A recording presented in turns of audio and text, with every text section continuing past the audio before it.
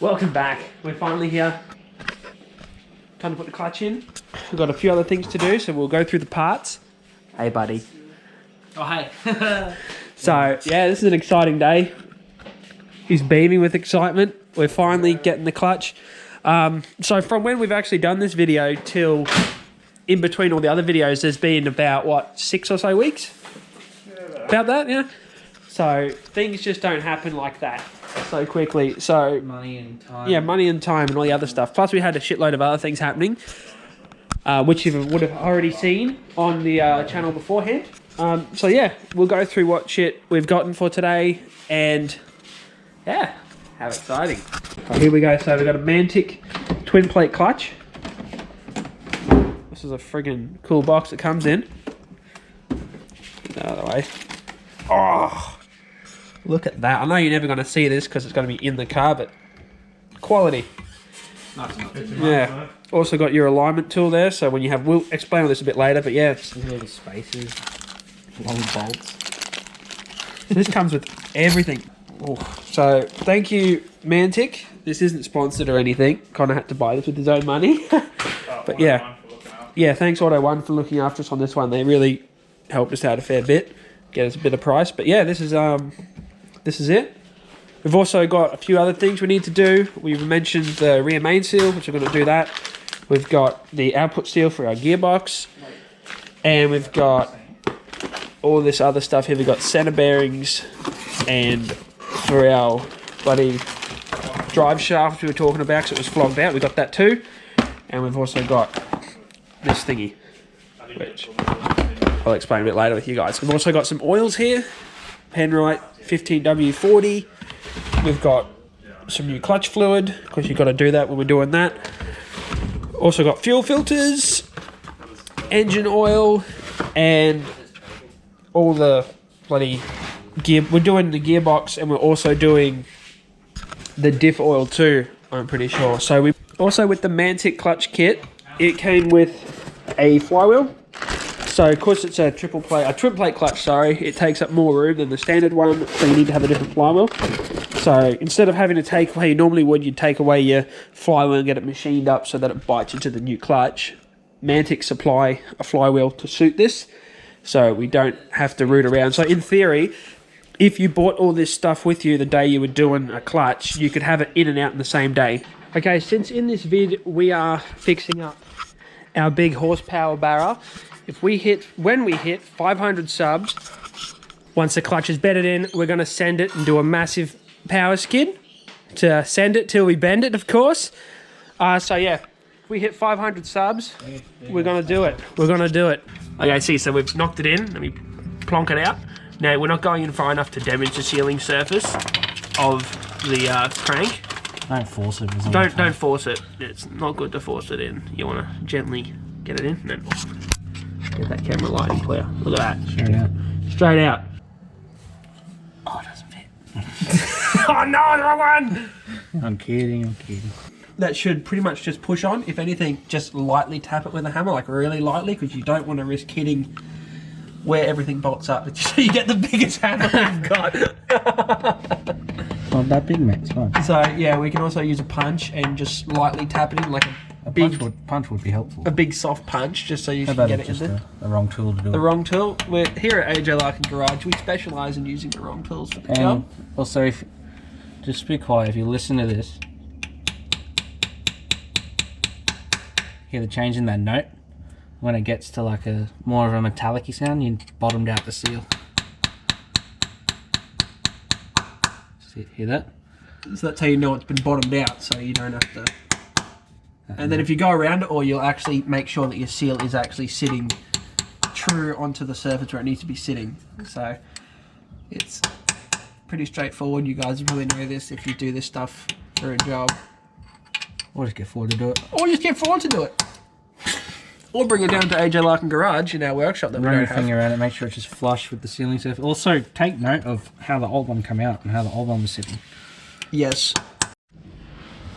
So there's got to be an easier way to do this, but we don't know of it. There might be a tool to get these bloody spigot bearings out, but Yeah, we're up Struggle Street. It's not moving. So we're not professionals on this side of it. But if you know a better way to take a spigot bearing out, or if there's a tool, drop it in the comments so we know for next time. But every time we've done spigot bearings, we've sort of sent it with the punch and chisel, trying to knock it out. I mean, we haven't found any tool to get this out with, so not the best instructional video on how to get this part out. But oh crap, the double hand and not holding. Oh damn! Wow, we got it out with a whole bunch of He doesn't look like one anymore. with a whole bunch of yeets, because I know how much you guys love me saying yeet. Apparently, It's like your poo. bits. Oh dear. That was the roll pin retainer, but yeah. Minimal damage, which is what you want. Minimal To the engine, not the bearing.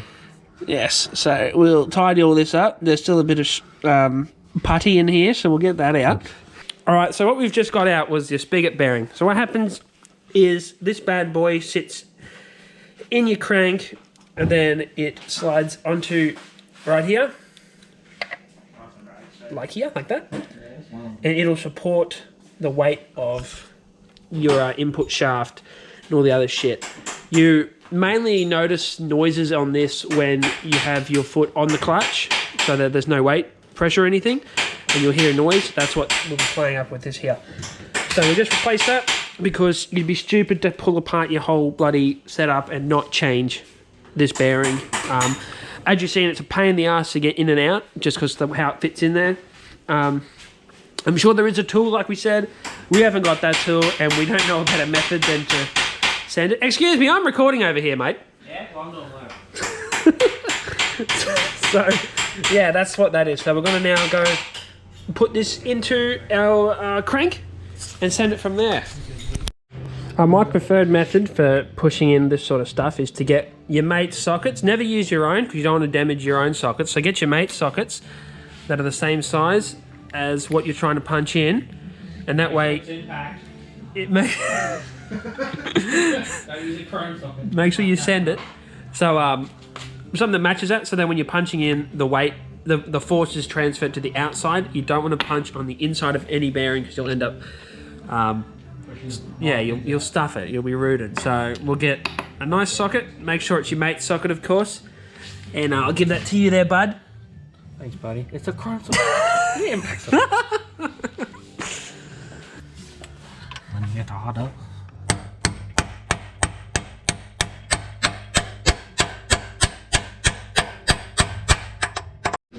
Okay, so now all that the pain in the ass shit's done, we can get to the fun stuff, which is flywheel and assembling our triple plate. So a triple plate, wow, I'm jumping up there, our twin plate. So we'll go through all of this here, explain it again, because we explained it when we were doing it last time, but now it's going together properly. We can sort of go in how you'd install it, because the way we did it here was sort of, yeah, you know what I'm saying. All right, so while Connor's cleaning up the threads on that, we're going to replace our center bearing here, because it's munted.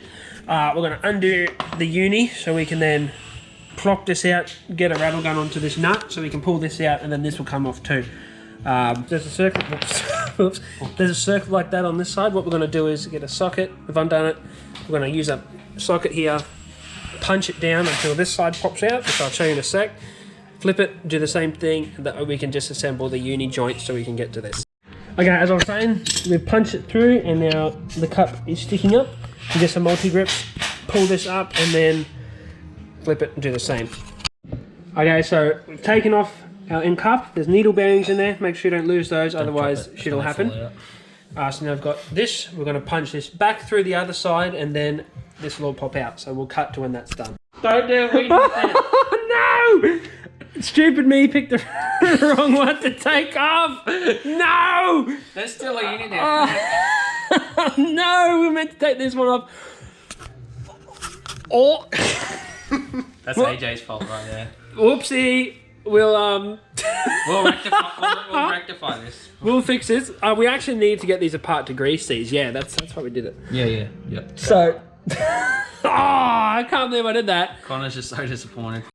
Okay, cut to where we've actually got the right side out this time. That was a bit of a cock up, if I do say so myself.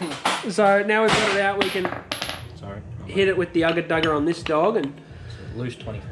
a loose 24, which is a tight 23. 23?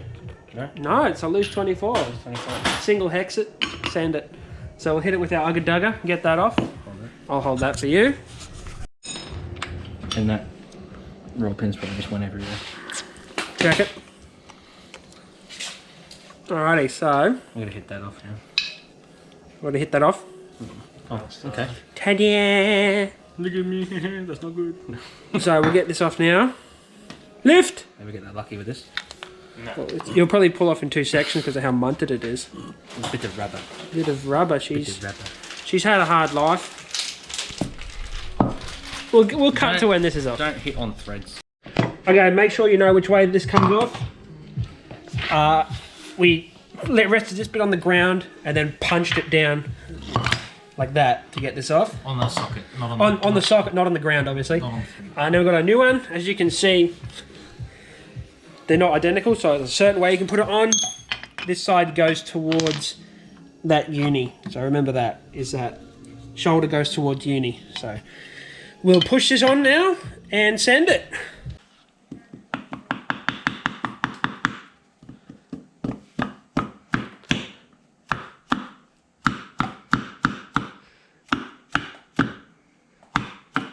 That's going on.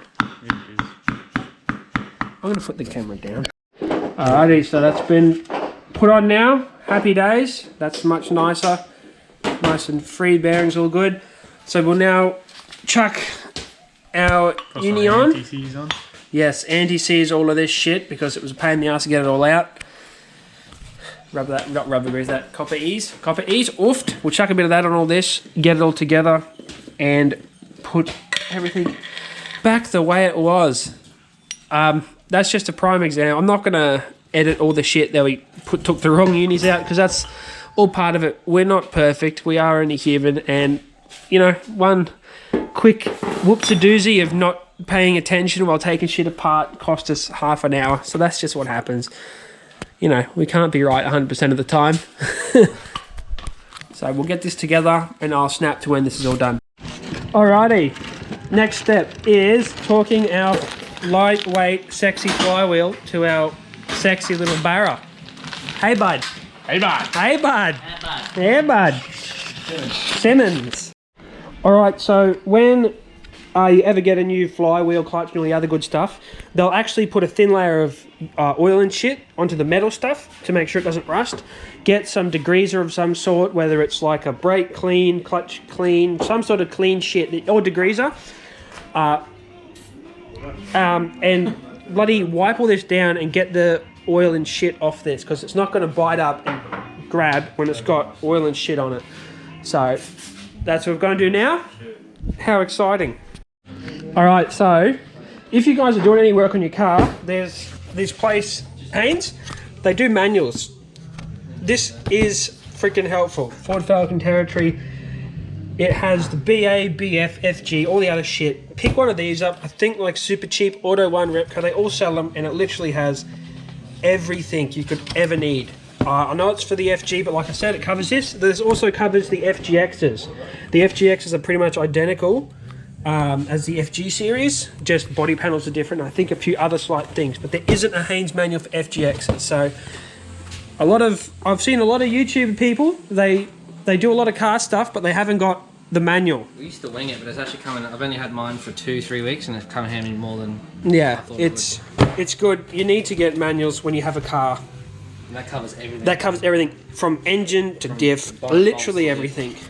So if you're going to start doing shit on your cars yourselves, get yourself a repair manual from Haynes. You'll save yourself a lot of hassle and drama, and you'll actually know what you're doing, which is fantastic. Forward. All right. Connor's just chucked in this sandwich plate. Oofed. We're thread locking our ARP bolts. You don't record how much I put on this. We've got the specs. Okay. We're just wiping away extra Loctite before we torque them down. We've run them all down so that they're all pretty much ready to be torqued. Now we probably don't need to do this because of the low torque settings of these, but we're showing you a way you can lock up your flywheel when you want to do it. As you can see, boom, boom. Now look at this screen. I think it's going all flaky because of this LED light. Very weird. All right, send it with the torque wrench there, mate. Make sure also when you are torquing down a flywheel, you go in a cross pattern. So you go boom, just like boom, boom, boom, boom, like you do with wheel nuts and that. You want to make sure it evenly puts pressure down. You don't want to be pulling one side in. That's just, you won't get a good torque setting on it and all that.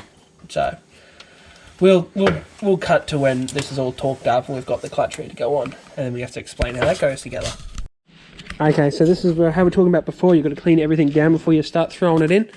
We've done the flywheel already, but people, I don't know, some people, not naming names, none of us obviously, but some people might install a clutch and not take the oil off it. Now, if you go throwing something that's meant to have friction with oil on it, it's not going to work. So we've got a bit of this throttle body carby cleaner. Like I said before, you can use any sort of cleaning shit as long as it gets the oil off. While we're getting this clutch all sorted, because we've got to read the instructions here, because there's a specific way you've got to put it all together. I'm just going to quickly smash out, get our output seal done, and I'm also going to change our slave cylinder that's in here. So we'll watch that, yeah? Okay, so explain it for the people at home. We just went through all this again. So basically, you've got all your different discs in here. The instructions here are quite... Mantic go into quite a bit of detail. They go quite a bit of detail, so we didn't want to bore you with that. But basically, it'll even tell you on here. It'll say you can't really bloody see that, but it says flywheel side in here. In here, it says, like on the other side of this, it shows you the pressure plate side. We'll dismantle it for everyone at home. So on a twin disc, you have an intermediate plate. It's basically a double-sided pressure plate. Yeah. That's all it is. So if you flip that over, here it says pressure plate side. So this is your pressure plate. On a single clutch, there would only be one pressure plate. Yeah. Technically, that, like I said, that's a double, but it's an intermediate plate because it's a double disc. So pressure plate side, your flywheel, yes, is a pressure plate, but it's not. It's called a flywheel. So don't mix that up. Pressure plate side down. Then your intermediate plate. Be sure not to touch the parts. And make sure your hands are clean. You put your fingers on the springs like I am. That says flywheel side just there. So you put that to your flywheel side up because that'll be bolted to your flywheel. And to align all this, we have our clutch alignment donger. So we'll stick that in from the back up in, so that bolts into that bearing that we were talking about before. And now we're going to struggle to lift this onto the engine. Good time. So you saw that alignment tool just plopped in there. That means that it's gone into that spigot bearing. And we can start to... Oh, someone's phone's going off.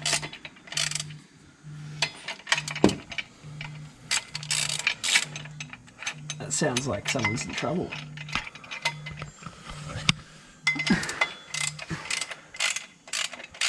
So we'll just get a few of these started. That way we're not worrying about a clutch falling on our face. Make sure you actually do every one of these up and double check them all. We don't want to have a... And evenly again like the start of the flywheel bolt. Yeah, equally the same pattern as you do a flywheel bolt. And yeah, we'll cut back to when these are all done up and we're about to torque them. AJ's been under here for the last 7.3 years, torquing up the clutch the way that Mantic wants you to do it, which is, how many bolts are there? 8? A lot.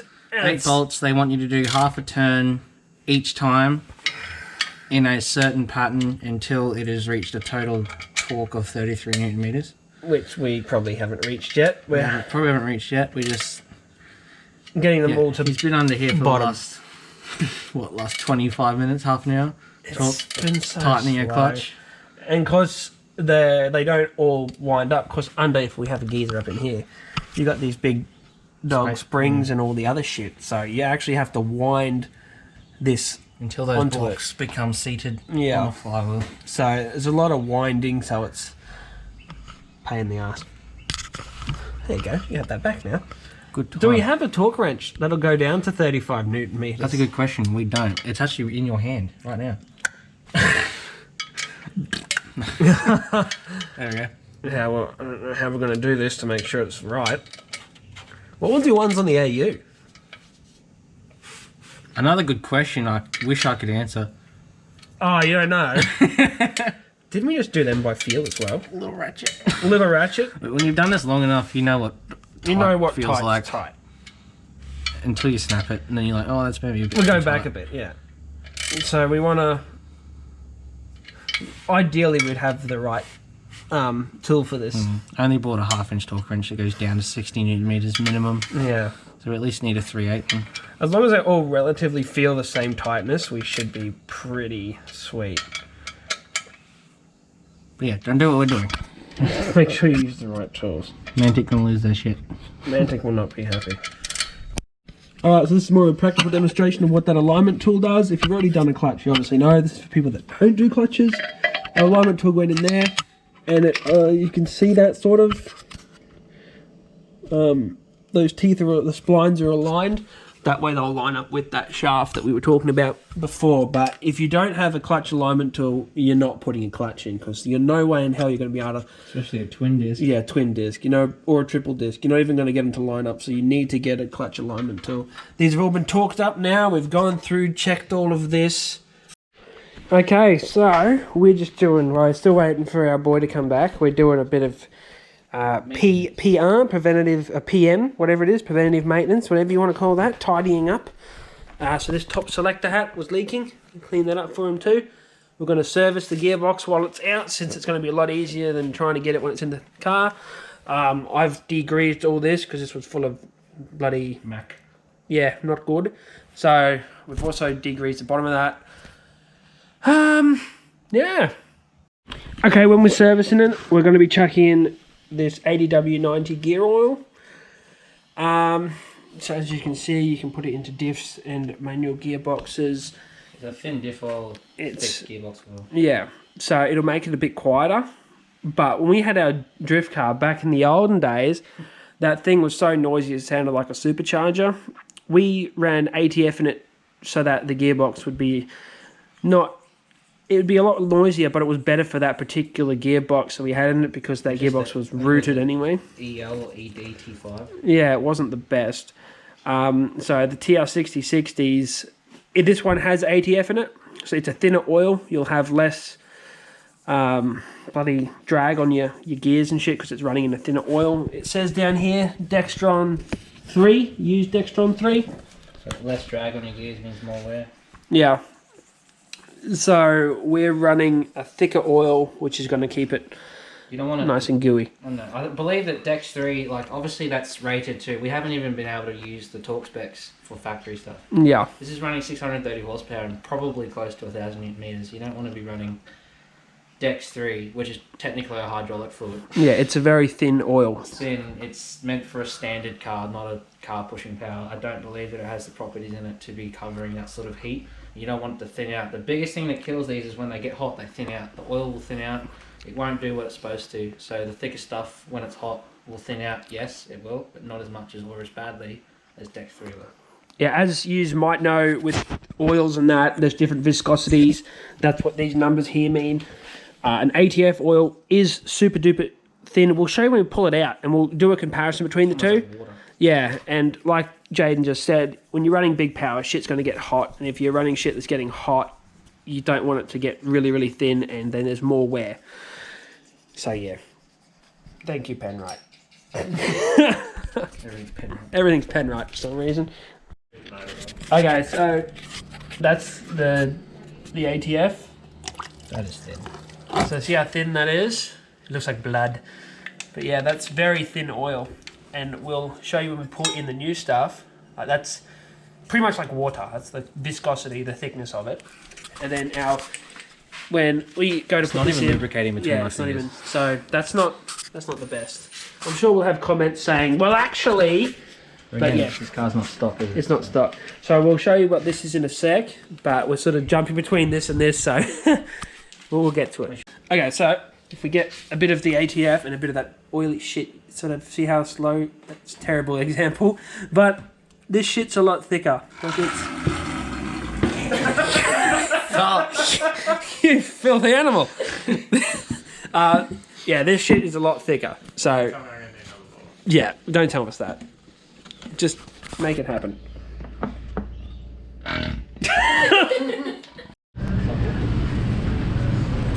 Super cheap. We're cheating on Auto 1, Connor. Matt's not going to be happy we're in a super cheap store. So we're here to also need to get E85 jug. And we're also here to get some more Gearbox oil because we don't have enough. But they got 80, 90 right there. How much more do you reckon we need?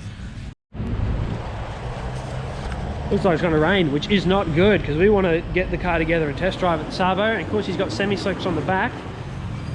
Might be a bit sketchy. Hopefully the weather holds out for us so we can put it all together. Oh, we're back. Just picked up all our other shit we forgot. Had a mean snack pack to eat, so that was delicious and succulent. So we already got a 2.5 litre bottle, which is a whoopsie. So this apparently it takes 4. Hopefully we got enough. Then it's chucking it in there and then it'll be sweet.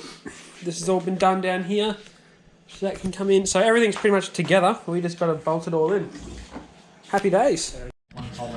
Okay, so we've got the engine tilted back so we can get to better access of here. Gearbox is up under here. She's a big dog. Now we've got the struggling. Can you bring the torches down too? We need torches. So we're going to struggle to get this big honking gearbox onto a jack so we can then get it up. We need to make sure we've got all our bolts and all the other good stuff ready to go because we don't want to be rooting around trying to find that once we're up. There is dowels on here, but we sort of want to make sure everything else is ready to get in there at least so that we know. We're going to take off our bell housing and put this up separately, then try to do it all in one go because this is a pain in the ass to get up in there. So we'll separate this, put this up in here, bolt it all in. Yeah, we learned this from when we did the Blue AU. And then we'll only have to deal with a few bolts around here, which I'll show you after. We're going to undo that, put this up here because this is a pain in the ass to get up there. So, yeah, so we've taken that off, like I said. And like that, nice and easy. Get that up in there, clutches in there, looking all mint.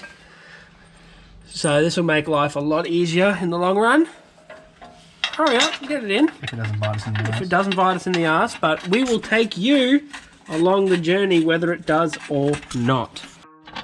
Also, doing it this way, there's a sensor up on the back of the head here. We have had cases on different cars where we've pulled boxes in and out and there's little tiny sensors, I don't know if you can see that, but that has been pinched because you can't really see it. Water temp sensor. Yeah, water temp sensor. So doing it this way... Ford's like, we'll put it here. Yeah. Doing it this way might be a little bit more work because there's more bolts you have to do up, but in the long run it's piss easier, so much easier, and very good. I like that.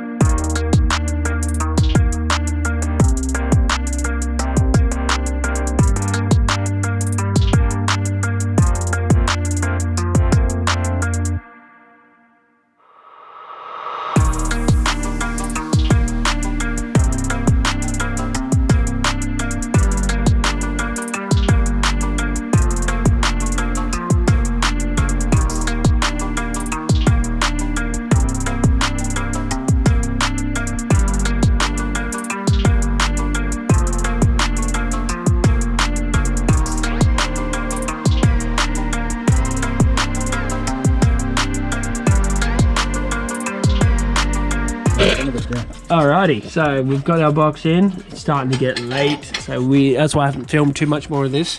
We're just bolting in our gearbox at the end here. Have a socket. Yeah, there's a socket right here, dude. Alright, so we've got all this in. Bolts are all done up. Everything's tensioned up. Need to put in our drive shaft, and we've hooked our wiring up. Pretty much, yeah, drive shaft in, and then send it. I'm pretty sure. So I'll go back to when we've got everything else sorted. Alright, so we've got all that in, drive shafts in. We're just hooking back up our clutch line, which is in here. Big dog Connor's biting at the bit to get it sorted. Oh no, that means... So yeah, happy freaking days. It's dark as shit now. We are going to take it for a test drive. Dark as shit. It's not just dark. You are correct there. All right, just topping up with some racing fluid for our clutch. And we're going to get our little bleeder, our bleeder donger over here. We're going to, Jaden's already gone through how to do the clutch bleeding. He showed you on that before. We're not going to go through the clutch bleeding process because we've already gone through that on one of the patrol videos. If you haven't watched that, check that out. That has how we use this the brake clutch bleeding tool. So just check out that video, and that has an info on that. Good stuff. Obviously, if you have E85 in your car, you obviously know this. Don't let it sit too long because it corrodes everything. So that's mainly for the people that don't have E85 in their cars. Don't leave E85 sitting in fuel lines because it will corrode everything. Alright, first start up after it's been sitting for a month and a bit.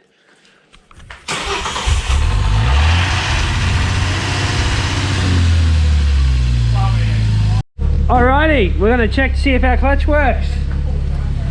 Just go to first gear. Oh yeah. Snap second.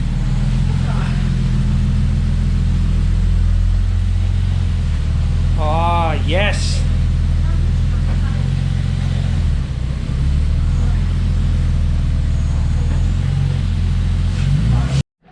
All right, finally back on the ground. We're going to take it for a test drive now. It's going to be dark as shit, so you probably aren't going to see much. You might see some in the street lights and all that. But we've been going since like 6 o'clock to get all this done. It doesn't take that long normally, but when you're, you know, an idiot trying to film shit while two other blokes are trying to do stuff as well, and we're working on the ground, I'm sure other people can do it a lot quicker than us, but when we're trying to film stuff and explain stuff, and then we have to re-explain shit because it's not very interesting, or the way we've said it isn't right. Yeah, so cut us some slack, eh?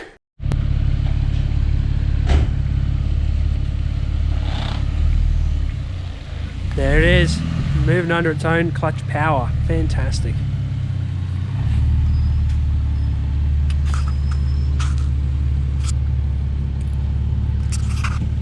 Alright, it's now time for the hardest part of the whole build. Trying to drive this 630 horsepower car without planting our foots so we can let this clutch bed in. It's essential to let your clutches bed in.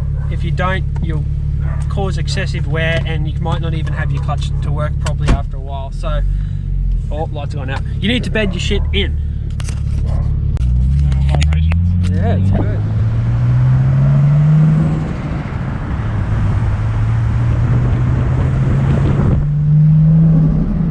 Ooh, so clutch feels good?